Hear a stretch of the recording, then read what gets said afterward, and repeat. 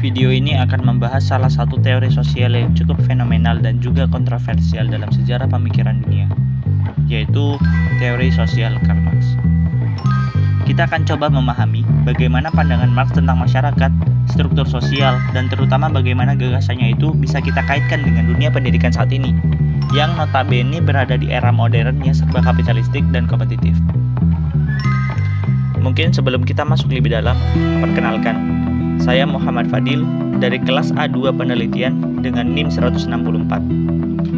Tujuan dibuatnya video ini tidak lain adalah untuk memenuhi tugas dari mata kuliah teori-teori sosial pendidikan. Oke, kita mulai dari yang paling dasar dulu. Siapa itu Karl Marx? Jadi, Karl Marx itu adalah seorang filsuf, ekonom, dan sosiolog asal Jerman yang hidup pada abad ke-19. Beliau dikenal sebagai tokoh utama dalam aliran pemikiran Historical Materialism. Historical Materialism ini secara sederhana bisa diartikan sebagai pandangan bahwa sejarah manusia dan perkembangan masyarakat ditentukan oleh faktor-faktor ekonomi dan materi, bukan semata oleh ide, moral, atau agama. Jadi menurut Marx, bagaimana manusia hidup, bekerja, dan memproduksi kebutuhan hidupnya itu sangat menentukan cara berpikir dan struktur sosial di masyarakat. Mungkin bisa dianalogikan begini. Bayangin sebuah gedung bertingkat. Bagian bawah gedung itu yang disebut basis ekonomi atau infrastruktur yang berisi sistem produksi, tenaga kerja, dan alat-alat produksi. Sedangkan lantai atasnya yang disebut superstruktur berisi hal-hal seperti politik, hukum, budaya, agama, dan tentu saja pendidikan.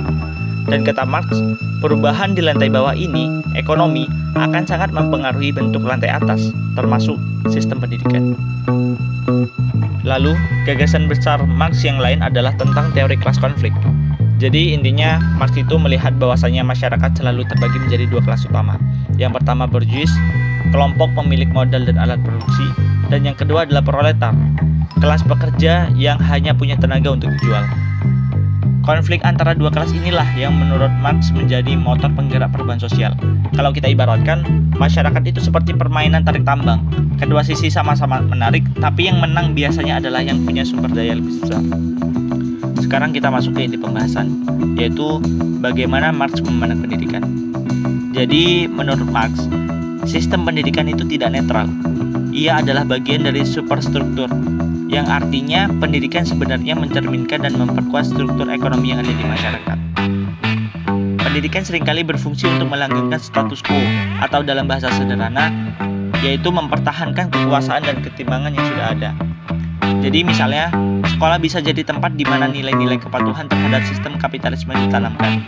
Siswa itu diajarkan untuk disiplin, patuh pada aturan, dan berorientasi pada produktivitas, bukan pada kesetaraan atau keadilan sosial. Ada istilah menarik dari teori ini, yaitu hidden curriculum atau kurikulum tersembunyi. Ini bukan kurikulum yang tertulis di dokumen resmi, tapi nilai-nilai secara tidak langsung diajarkan di sekolah, seperti hierarki, kompetisi, dan kepatuhan terhadap otoritas. Misalnya tuh gini, siswa terbiasa duduk rapi, mengikuti bel, dan menaati instruksi.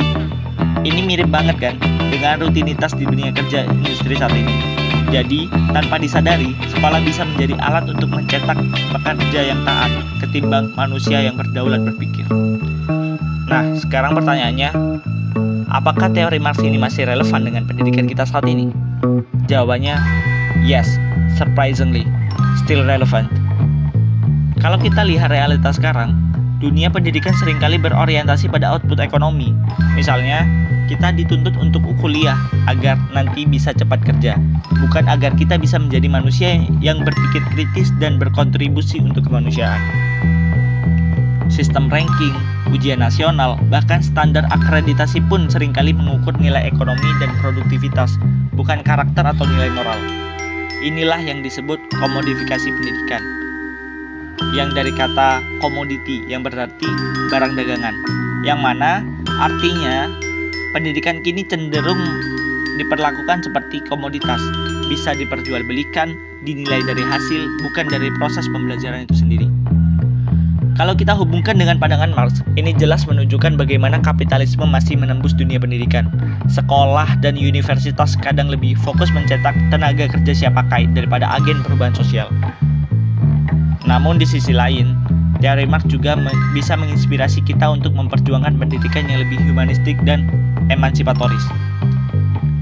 Maksudnya tuh pendidikan yang membebaskan manusia dari belenggu ketimpangan sosial, bukan justru menjeratnya. Seperti yang dikatakan Paulo Freire, seorang tokoh pendidikan kritis yang terinspirasi dari Marx. Pendidikan itu seharusnya bukan banking system di mana siswa hanya menyimpan pengetahuan, tapi harus menjadi liberating process atau proses pembebasan kesadaran. Jadi kalau kita simpulkan, teori sosial Marx ini mengajarkan kita untuk melek terhadap struktur sosial, untuk sadar bahwasanya pendidikan tidak pernah berdiri di ruang hampa. Ia dipengaruhi oleh ekonomi, politik, dan kekuasaan. Namun, kita justru harus menjadikan kesadaran itu sebagai pijakan untuk membangun sistem pendidikan yang lebih adil dan manusiawi. Kita perlu menciptakan ruang belajar yang tidak sekedar mencetak pekerja, tapi menumbuhkan pemikir. Karena pada akhirnya, education should be a tool for liberation, not domination. Terima kasih telah mendengarkan sampai akhir. Semoga pembahasan ini bisa membuka perspektif kita semua tentang bagaimana teori sosial Karl Marx masih punya relevansi kuat dalam dunia pendidikan modern. So that education is not just a ladder for the few, but a bridge for all. Thank you.